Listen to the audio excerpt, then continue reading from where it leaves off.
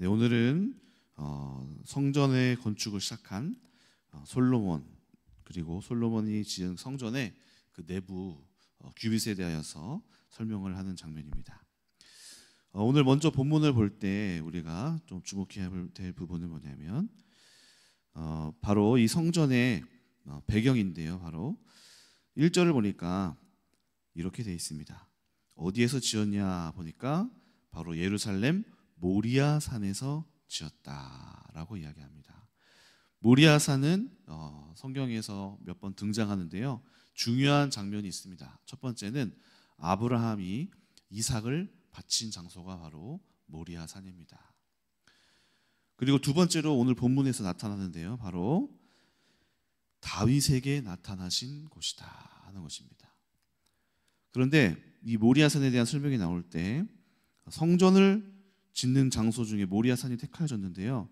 아브라함의 얘기는 없지만 오늘 본문에서 특별히 강조해내는 게 바로 다윗에게 나타난 곳이다 하면서 추가적으로 여부스 사람 오르난의 타작마당에서 다윗이 예배를 드린 곳이라고 이야기하고 있습니다. 이것은 어떤 것이냐면 바로 다윗이 인구조사를 했을 때 하나님이 크게 심판하시고 혼을 내시고 다윗에 대하여서 회개하도록 권면한 곳이 바로 이 모리아 산입니다. 그 터 위에 성전이 세워지는 것이죠. 우리가 성전을 생각해 봤을 때 오늘 이 다윗의 이야기가 언급된다는 것은 그 다윗의 상황이 성전 안에 성전이 만들어지고 지은 바 되어질 때에 아마 필요하고 생각해 볼 부분이다라는 것입니다. 그것은 왜 하필 다윗이 이렇게 좀 감추고 다윗의 명예와 또 다윗의 아름다움과 다윗의 성공이 드러나는 곳이 장소가 아니라 이 장소는 다윗의 잘못과 수치가 드러나는 것이 바로 모리아산인데 성전이라는 것은 바로 이 터 위에 세워진다는 것입니다. 그것은 무엇이죠? 다윗의 회개함이죠. 회개함. 성전이라는 것이 바로 무엇이 기반되어야 한다는 것입니까? 바로 회개가 기반될 때 성전이 세워질 수 있다라는 것이죠. 그래서 이 모리아산에서는 다윗이 많이 교만했습니다. 그것은 다윗이 큰 권세를 누렸기 때문에 승승장구했기 때문에 다윗의 마음속에 인구조사를 해야 한다라는 마음이 들어왔어요. 이것은 단순히 인구조사가 아니라 하나님 보시기에는 이 인구조사가 마치 하나님과 견주어서 내가 이만큼 능력이 있구나라는 이 교만함으로 세워진 그런 인구조사의 실행이었기 때문에 하나님께서는 이것을 굉장히 악하게 여기시고 크게 혼을 내시고 그에게 말씀하셨던 것이죠. 그래서 이 장소는 바로 회개의 장소가 되는 겁니다. 또 성전이라는 것은 언제 세워지는 것입니까? 하나님의 나라라는 것, 우리 마음이 성전인데 이 마음의 성전은 어느 터 위에 세워야 할까요? 바로 다윗이 회개했던 것과 같이 우리도 하나님에게 나아가기에 앞서서 하나님의 터가 세워지려면, 하나님의 성전이 세워지려면 바로 하나님 앞에서의 회개가 선행되어야지만이 하나님과 연합되어질 수 있다라는 것입니다. 회개란 무엇입니까? 회개란 단순히 울고 나의 죄를 깨닫는 것이 아니라 내가 하나님 앞에서 얼마나 철저하고 무능하고 나의 절망과 나의 인생에는 더 이상 답이 없음을 확실히 알고 우리가 느끼게 되는 것, 그래서 하나님밖에 답이 없음을 깨닫게 되는 것, 그래서 하나님께 나아가게 되는 것, 이것이 바로 회개이죠. 회개.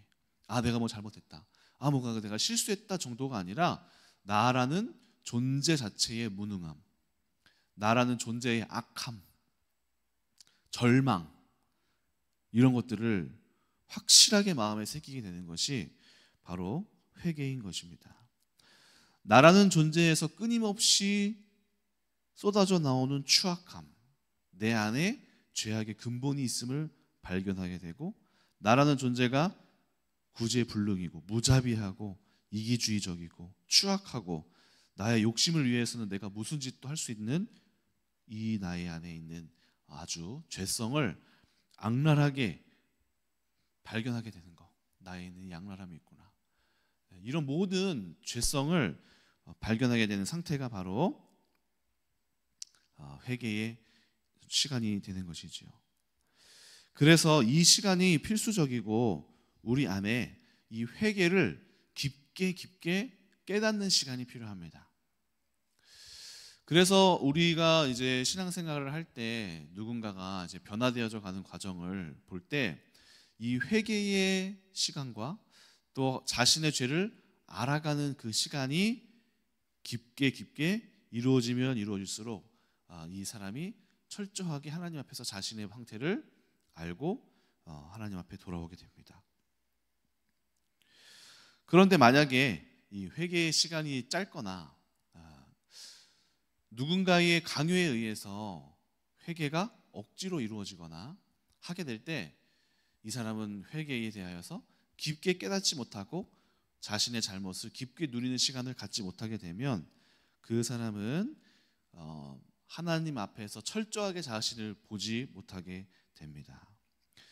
이것은 마치 어떤 의사가 환자한테 어떠한 설명도 없이 당신이 빨리 이러한 질병에 걸렸으니 빨리 수술합시다라고 충격을 주는 것과 마찬가지예요. 당신이 무엇을 잘못했다라고 이야기해 줄 때 이 사람이 그 문제에 대해서 또는 질병에 대하여서 충분히 숙지하고 내가 알고 이해하고 뭔가 마음의 준비를 해 나가면서 이것을 받아들이면서 수용하면서 수술대에 오르는 것과 다짜고짜 갑자기 잡아서 당신 이런 병이 있으니까 막 자수해야 됩니다 하고 수술대 위에 올리는 것이 다르다는 것이죠. 아이 교육을 하는 데 있어서도 자녀 교육에 있어서도 바로 이런 시간이 필요한데요.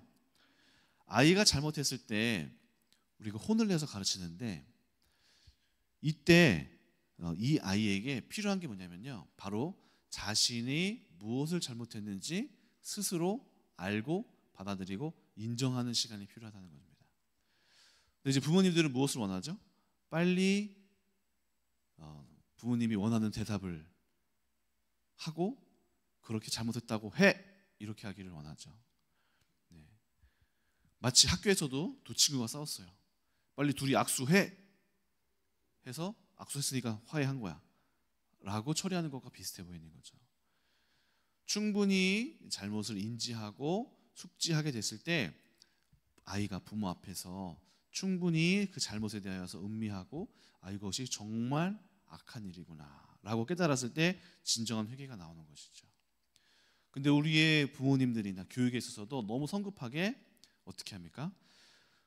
이것에 대하여서 이렇게 해 라고 했을 때 이 아이는 무서움으로 그것을 순종할 수 있지만 진정한 깨달음으로 그 일의 잘못을 뉘우치지 못할 수 있다는 것입니다. 그래서 회개라는 것은 무서움으로 그냥 행하는 게 아니라 진정한 자신에 대한 발견, 자신에 대한 죄에 대한 깨달음, 죄에 대한 악랄함에 대한 깨달음, 자신의 무지와 자신의 하나님 앞에서의 얼마나 죄성이 강력했는지에 대한 깊은 성찰이 동행해야 될 때 그것이 깨달아지게 되는 것이죠. 왜 그러냐면 죄라는 것은 무엇입니까? 죄라는 것은 겉모양이 아니라 바로 뿌리이기 때문에 그래요. 뿌리. 우리가 식물을 보면은 겉으로 보이는 현상들이 있잖아요. 식물이 시들었네. 이렇게 문제가 있네. 근데 그 모양이 죄가 아니라 죄라는 것은 뿌리에서부터 나오는 것입니다. 그러므로 뿌리까지 살피고 마음의 뿌리와 깊은 곳까지 성찰하고 돌아볼 수 있는 시간과 안내와 과정이 진정한 회개에 이를 수 있도록 도와주는 것입니다. 그래서 시간이 필요하고요. 또 하나님도 우리에게 죄를 깨닫기 위해서 어떻게 하시죠? 바로 인내하시는 것입니다. 인내. 하나님은 오래 참으십니다. 만약 하나님이 우리가 죄를 지을 때마다 그때마다 다 간섭하고 개입하셔서 혼을 내셨다면은 우리는 두려움으로 회개할 뿐이지 한 죄에 대하여서 깊은 깨달음으로 돌이킬 수 없을 거예요. 그래서 하나님은 인내하고 기다리시고 오래 참으시는 것입니다. 여러분, 예수님은 어떠셨나요? 예수님이 베드로를 기다려 주셨습니다. 언제까지 기다리셨나요? 베드로가 3번 부인할 때까지. 끝까지, 아니 3년 내내 동행을 했는데 예수님을 돌아가시는 그 순간마저도 부인하게 되는 것이 베드로의 모습입니다. 근데 저는 그게 인간의 모습이라고 생각해요. 근데 예수님 어떻게 하셨습니까? 오래 기다리셨습니다. 오래. 그리고 마지막에 어떻게 하십니까? 혼내지 않으시고 나중에 가서 또 어떻게 하십니까? 부활의 몸으로 입고 오셔서 네가 나를 사랑하느냐, 또 다시 스스로 알게 생각하게 하시죠. 베드로, 두려워하는 베드로에게 또 나아가서 네가 나를 사랑하느냐, 내 양을 먹이고 치라. 그러면서 진정으로 그 속에서부터, 깊은 곳에서부터 예수 그리스도를 향한 따름과 또 그리스도를 깨달아가는 그 시간을 내어주셨던 것이죠. 탕자를 기다린 아버지는 어땠습니까? 탕자가 재산을 달라고 했을 때 그것을 내어주었고, 또 탕자가 자기 스스로 어떻게 됐습니까? 깨달아서 내가 여기서 이러고 있으면 안 되겠구나 라고 제 발로 걸어 들어올 때까지 기다려 주었죠. 이것이 하나님 아버지께서 우리 인간을 잘 아시기 때문에 기다리시는 것입니다. 그래서 우리는 어떻게 됩니까? 우리는 우리 안에서 죄를 깨닫는 시간, 또 누군가를 안내하고 또 인도해 나갈 때 그가 죄에 대해서 깊게 인지하고 스스로 돌이키는 시간, 이런 것들을 우리가 예수님처럼 기다려주고 탕자의 아버지처럼 기다려줘야 되는 것이죠. 중요한 것은 또 성전이라는 것은 무엇입니까? 이 사람의 잘못에 대한 회개, 다윗의 회개와 더불어서 무엇이 있어야 될까요? 바로 용서로 이어질 때 이것이 성전이 되는 겁니다. 그래서 성전이라는 것은 회개와, 인간의 회개와 하나님의 용서가 어우러지는 장소가 바로 성전입니다.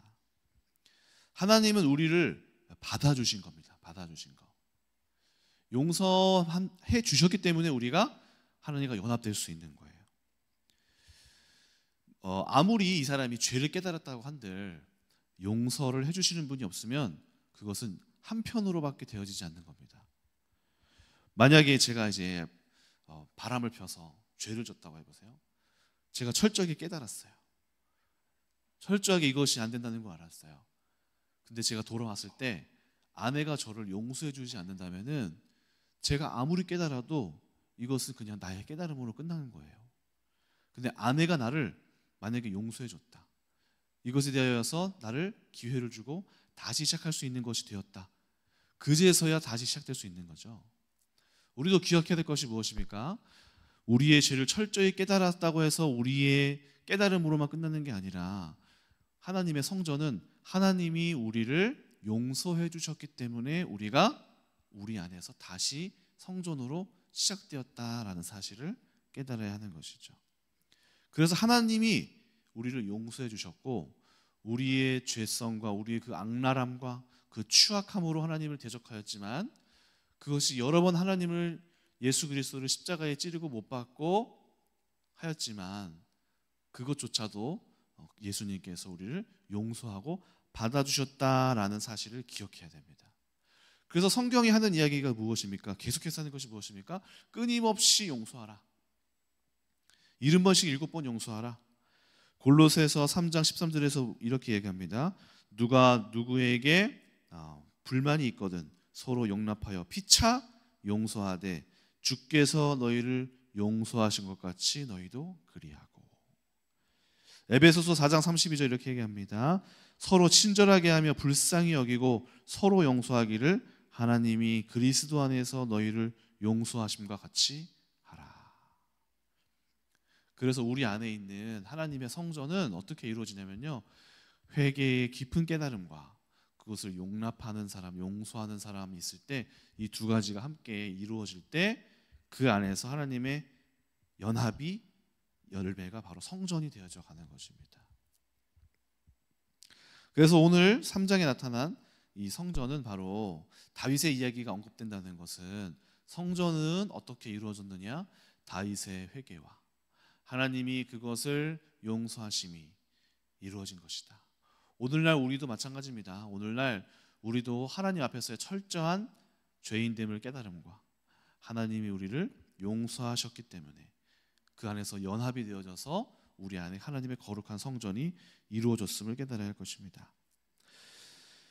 3절을 보니까 또 우리가 봐야 될 것이 있습니다. 그것은 뭐냐면은 솔로몬이 하나님의 전을 위하여 놓은 지대는 이러하니 하면서 그 안에서 옛날에 재던 자로 이렇게 지었다 하는데 어떻습니까? 순금이 있고 여러 가지 모양들이 나오는데 아주 비싼 금으로 지었는데 무려 순금 600달란트 이상, 지성소는 600달란트 이상 들었고 그 외에 바르와임 금을 사용하면서 비싼 금을 사용하면서 이 성전을 지었다고 합니다.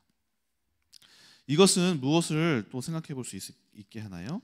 솔로몬이 아주 많이 준비했구나가 아니라 바로 이 성전을 함께 준비한 누가 있죠? 다윗이 준비한 것이죠. 다윗. 그래서 다윗이 하나님 앞에서 이 성전을 준비했고 마침내 그 열매를 솔로몬이 보게 됩니다. 근데 저는 이 본문을 통해서 한 가지 깨닫는 것이 있는데요. 그것은 뭐냐면은 하나님이 다윗을 너무너무 사랑했지만 하나님이 다윗에게 모든 걸 다 하지 않게 하셨다. 그리고 솔로몬이 그것을 이루게 하셨다 하는 것입니다. 어떻게 보면 솔로몬이 이루어내는 것을 하나님이 기회를 주시고 다윗이 모든 것을 행할 것을 막으셨다. 왜냐하면 다윗이 너무나 뛰어났기 때문에 모든 걸 할 수 있었지만 솔로몬에게 해야 할 역할을 남겨주셨다. 다윗이 다 하지 못하게 하셨다라는 것을 봅니다. 저는 이것을 이제 보면서 여러 가지 이제 부모와 또 자녀 사이에서의 교훈을 얻게 되는데요. 저는 축구를 좋아하는데 축구에서도 여러 가지 교훈들이 많습니다. 축구 이야기에서 그 중에 오늘 소개해드리고자 하는 것은 차범근 감독하고 차두리 선수. 지금 이 차두리 선수도 감독이 됐는데요. 차범근 우리가 말하면 다 알죠. 차범근 감독은 정말 위대한 선수고요. 우리 대한민국 축구에서는 진짜 레전드라고 불리울 만큼 뛰어난 선수입니다. 그런데 차범근 선수가 너무 뛰어났기 때문에 그의 기대, 그가 가졌던 자산들이 너무 많았기 때문에 그의 아들이었던 차두리 선수에게도 사람들이 기대를 많이 했어요. 왜냐? 아버지의 재능, 아버지가 뛰어났기 때문에 아들도 뛰어날 것이다. 이런 기대가 많았기 때문이죠. 그런데 문제는 뭐냐면 아버지가 갖고 있는 자산이 너무 많았는데 그것이 자산이 되느냐 그늘이 되느냐라고 했을 때 차두리라는 사람은 그늘이 되어버렸어요. 그늘. 그래서 차두리라는 사람이 늘 인터뷰에서 했었던 것은 무엇이냐? 사람들이 자신을 향한 기대감. 또 아버지가 공격수로서 이렇게 했는데 당신은 뭐하고 있습니까? 이렇게 늘 따라오는 것들. 아버지처럼 하지 못했을 때에 따라왔던 것들. 그래서 이 차두리라는 사람이 끊임없이 공격수로서 고통을 겪었죠. 근데 어느 때 이 사람이 날개를 펼 수 있었냐면요. 포지션을 바꾸고 아버지가 공격수로서의 자신도 공격수도 아니라 아예 나와서 수비수로 전향을 했어요. 그때부터 이 사람이 폭발적으로 자신의 꿈과 또 자신의 달란트와 또 자기 차두리로서의 정체성을 입지하면서 우리나라 국가대표 그 말미에 정말 중요한 선수로 자리매김하게 됩니다. 그것은 바로 결국 자신이 자기의 길을 만들어가면서 스스로 국가대표의 그 수비수로서 중요한 선수로 해내게 되는 거죠. 제가 이 이야기를 하는 것은 뭐냐면은 이 다윗도 오늘 이 솔로몬이 성전을 지을 수 있도록 남겨진 부분인데요. 이것은 뭐냐면은 다윗이 어쩌면 너무나 뛰어났기 때문에 모든 것을 할 수 있었지만은 이것이 자칫하면 솔로몬의 길을 막는 그늘이 될 수도 있었다. 하지만 하나님께서는 이것을 남겨주셔서 솔로몬이 해야 할 몫을 남겨주셨고 솔로몬이 그 일을 행하고 성공함으로써 솔로몬이 왕으로서 자리매김하는 데에 아주 중요한 공백이 다윗의 그 내어줌이 되었다는 것입니다. 그래서 우리는 전 여기에서 부모의 역할을 좀 보게 됩니다. 부모의 역할. 부모의 역할이란 무엇입니까? 부모의 역할은 모든 것을 다 해주는 것이 아니라 자녀가 설 수 있도록, 자녀가 혼자 할 수 있도록 그 기회를 내주고 지지해주고 때로는 부모가 그늘이 되지 않도록 빠져주는 것. 이것이 굉장히 자녀들이 서는 데에 중요한 길이라는 것이죠. 사울과 요나단의 이야기를 해보면요, 사울의 집착 또는 이런 여러 가지 다윗을 질투하는 것들, 이런 것들이 요나단이 하나님 앞에서 설 수 없었던 요소가 됩니다. 그래서 요나단은 참 좋은 사람이었는데 사울 때문에 앞길이 막히게 된 것이죠. 우리나라에서도 그렇고 외국에서도 이제 헬리콥터맘이라는 단어가 있는데요. 그것은 헬리콥터의 그 날개처럼 계속해서 그 주위를 맴도는 부모를 뜻합니다.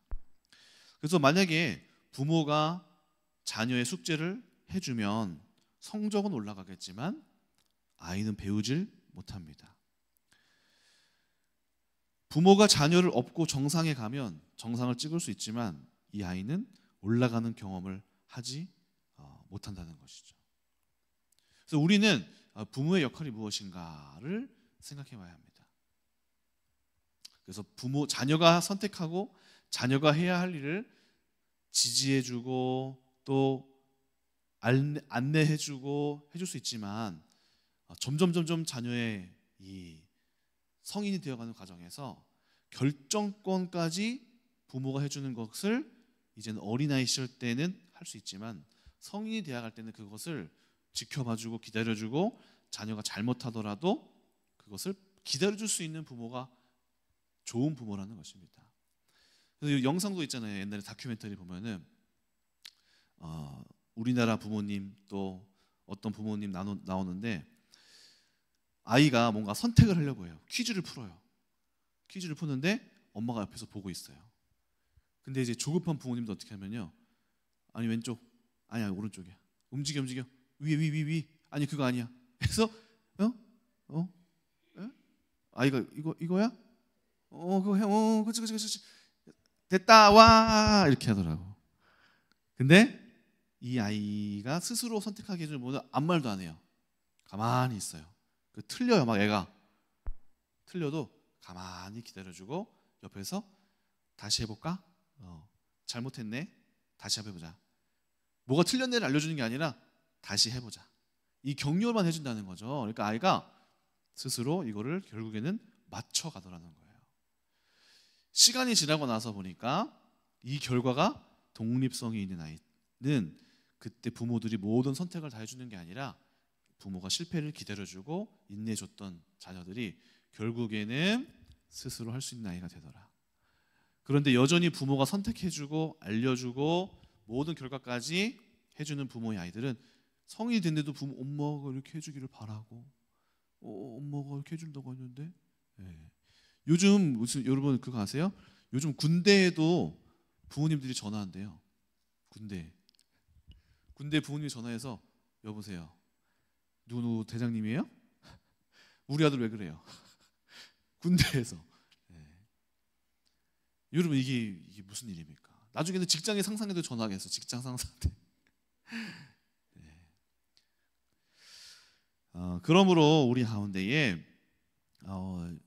참 부모님들의 이 역할이 어디까지인가, 자녀를 어떻게 하는 것이 부모의 역할인가, 저도 예전에 이제 금요 설교 때도 얘기했지만은 여름 방학인가 겨울 방학 때 그 방학 숙제를 해 오는 게 있었어요. 만들기. 뭘 재활용품을 가지고 만들어라. 그래서 일주일이 안 남았는데 그게 제가 생각이 나서 이거 해야 된다. 그러니까 이제 담임 목사님이 다 만들어줬어요. 우유가구로 뭐 의자 만들고, 그때 한 번은 우유가구로 만들어줬고, 또 한 번은 배를 만들어줬어요. 배. 정말 멋지게 만들었어요. 이거는 아무리 봐도 초등학생이 할 수 없는 거예요. 그래서 저는 이제 가만히 보면서 야, 대단하다. 그래서 제가 이제 개학날 숙제를 가지고 이걸 가지고 이렇게 걸어갔었어요. 그래, 나는 숙제 한 것으로만으로 다행이다. 저는 정말 하나도 손을 안 댔어요. 지켜봤어요, 가만히. 와, 제가 봐도 너무 어마어마한 거예요. 근데 이제 딱 가져갔는데 다른 애들은 자기들이 숙제를 해왔어요. 그러니까 얼마나 이게 애들이 한 거니까 이제 조그맣고 막 이상하잖아요. 근데 저만 이만한 걸 가지고 가서 와.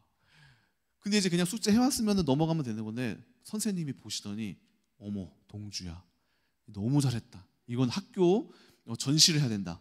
하면서 이거를 이제 그 어디에다가 그 학생들 방학 숙제 하면서 확 게시를 하는 거 있죠. 제가 기뻤을까요? 부끄러웠어요. 수치스러웠어요. 이건 내가 한 게 아니었기 때문에. 그 뒤로 제가 그때 그 수치감을 느끼고 이것은 못하더라도 내가 하는 게 더 낫다. 안 되더라도 내가 그냥 해 나가야지. 이거는 누군가가 해주는 것이 잘못됐다. 이건 온전한 것이 아니다. 내 것이 아니다. 제가 그때 그것을 초등학생 때 깨달았어요. 우리 가운데서도 우리도 여러분 숙제, 방학 숙제 얘기를 하는 게 아닙니다. 저는 영적인 지도에 있어서도 자녀들을 안내해주고 또 부모의 역할, 신앙적인 지도의 역할은 뭐냐면은 우리가 자녀의 기도 응답을 대신 받아주는 게 그것이 신앙생활의 부모로서의 역할이 아니에요. 내가 기도 응답 받았으니까 이렇게 해. 이것이 아니라는 거죠. 이렇게 금식기도 해보자. 너의 생각은 무엇이니? 하고 끝까지 기다려주면서 자녀가 실패하더라도 요동하지 않고 그것을 기다려주고 든든한 지지대가 되는 거. 이것이 바로 자원이죠, 자원. 우리가 알고 있는 영적인 지혜를 알려주지만 선택은 어쩔 수 없이 그들이 하는 거. 잘못된 선택을 하더라도 우리가 흔들리지 않는 거. 괜찮다. 다시 해보자. 엄마 아빠는 무너지지 않아. 실패하더라도 그것을 나는 기다려줄게. 또 다시 해보자. 근데 우리 부모님들 어떻습니까? 기도응답 받아서 엄마가 다 해가지고 너 기도 못하니까 엄마가 대신 해줄게. 아빠가 대신 해줄게. 하면서 이거니까 이렇게 해. 그리고 여기 안에서 자녀는 영적으로 하나도 성장하지 못하게 되는 것입니다. 그래서 우리는 뒤로 빠져야 돼요. 빠지고 이렇게 너의 선택을 잘 안 되더라도 기다려주고 해보자. 당연히 실패할 거예요. 그것에 대하여서 실패했으면 우리 여러분들이 감사해야 돼. 잘했다. 이제 실패하는 법을 하나 배웠다. 이제 성공에 조금 더 한 걸음 가까워졌구나. 자, 또 해보자. 다시 해보자. 요동하지 않는 것이 부모의 모습인 거예요. 요동하지 않는 거. 오늘 그렇게 여러분 우리의 자녀들, 오늘 저는 이 하나님께서 왜 다윗으로 모든 걸 해주지 않았을까? 왜 솔로몬이 해야 할 몫을 남기게 하고 다윗은 빠지게 하셨을까? 솔로몬이 스스로 해야 할 왕으로서의 역할이 있었기 때문에 그래요. 오늘 우리 가운데에 우리의 자녀를 향하여서 너무 사랑이 많아서 이제 그런 건 알겠지만은 진짜 사랑은 모든 걸 다 해주는 것이 아니라 자녀가 선택하는 것을 기다려주고 안내해주고 인도해주는 것임을 기억하면서 우리가 지혜로운 부모로서 자녀들을 놀랍게 세울 수 있는 그러한 부모로서 여러분 세워지기를 축원합니다. 기도하겠습니다. 하나님 감사합니다. 오늘 말씀을 통하여서 우리 가운데에 이 솔로몬이 어떻게 하나님 앞에서 기회를 얻었으며 또 다윗이 어떻게 자리를 내어줬으며 또 무엇이 중요한 것인지 알게 하시니 감사합니다. 오늘 우리 부모님들의 사랑이 너무나 크고 또 좋지만 때로는 그것이 자원이 되는 게 아니라 그늘이 되어서 혹시 우리 자녀들의 앞길을 더욱 막고 있는 것은 아닌지 돌아보게 하여 주시옵시고 지혜롭게 행하게 하여 주시옵소서. 그래서 우리의 자녀들이 부모의 그 지지와 안정을 통하여서 실패하더라도 거기서 깨닫고 넘어지더라도 다시 일어서는 법을 배우며 그들이 하나님 앞에서 온전하여지는 귀한 성숙을 허락하여 주시옵소서. 감사드리며 예수님의 이름으로 기도합니다.